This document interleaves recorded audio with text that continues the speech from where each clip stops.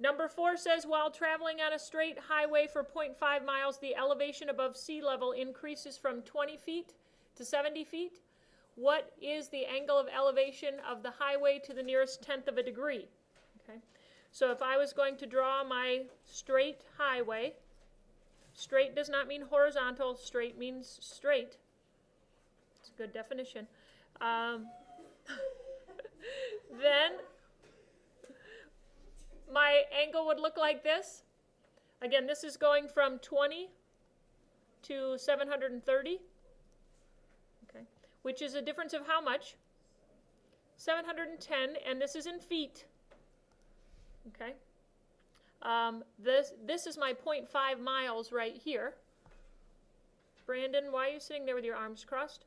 And 0.5 miles needs to be converted to feet. So we're going to multiply by 5,280. Is that what it is? 5,280 feet in a mile? Okay.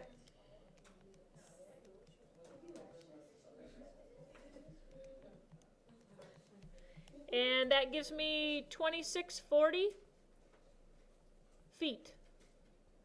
Okay. You do have to have the same units, all right? Feet and feet, or miles and miles, if you would rather change that to miles. The question is, what is the angle of elevation of the highway? That would be this angle. Decide what trig function we would use to find that angle if we know opposite and hypotenuse.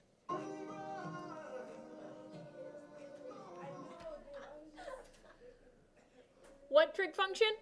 Sine. So we're going to set it up as the sine of the angle equals 710 over 2,640. And how do we get rid of a sine? Inverse sine. Take the inverse sine of both sides. What mode should I be in? Degree mode. All right. Type that in degree mode.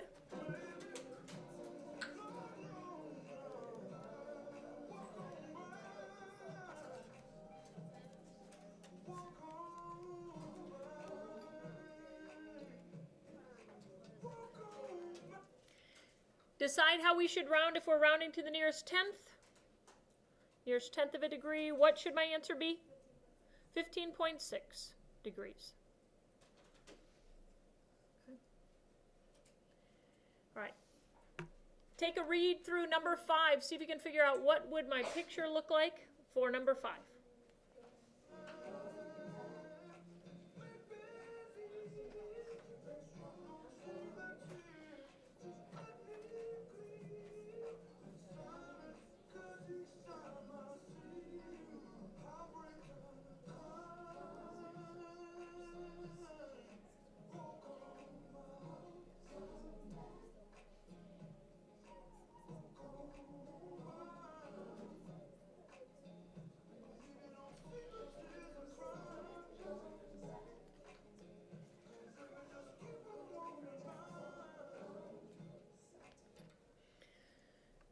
So my picture looks like this. So I'm trying to find this angle, the angle the ladder makes with the ground.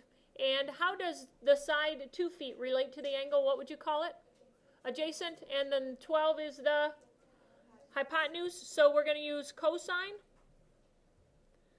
of the angle equals 2 over 12.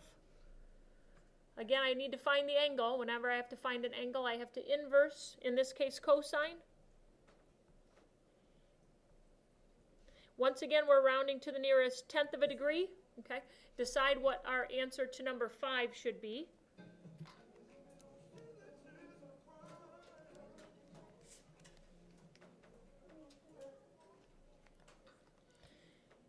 What do you think it should be to the nearest degree? 80.4.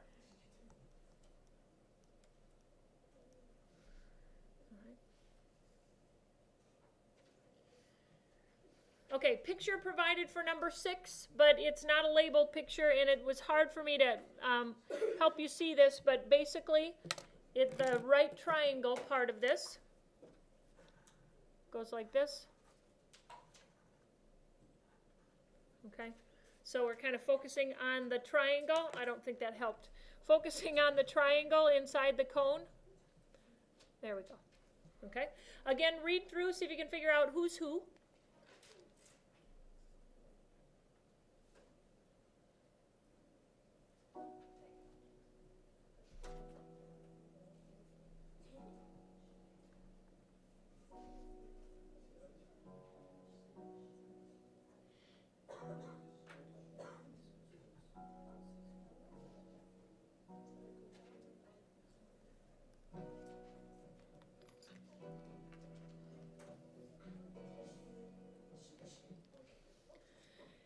All right, so my theta got covered up in darkness because of my cone, all right, the shading of my cone.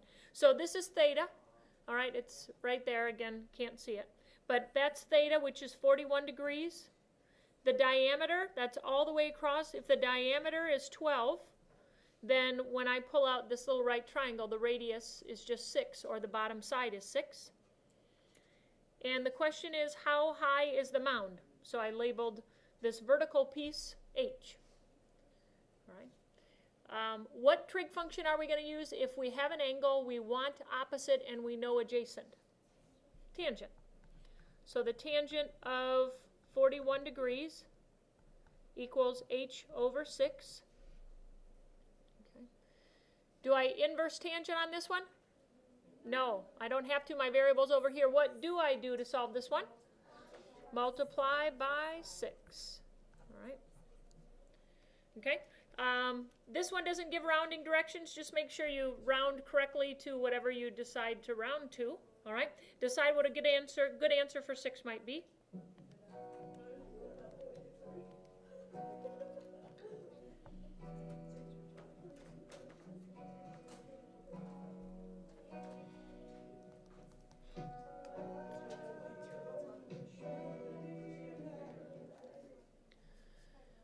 About 5.2, 5.22, 5.216, something like that.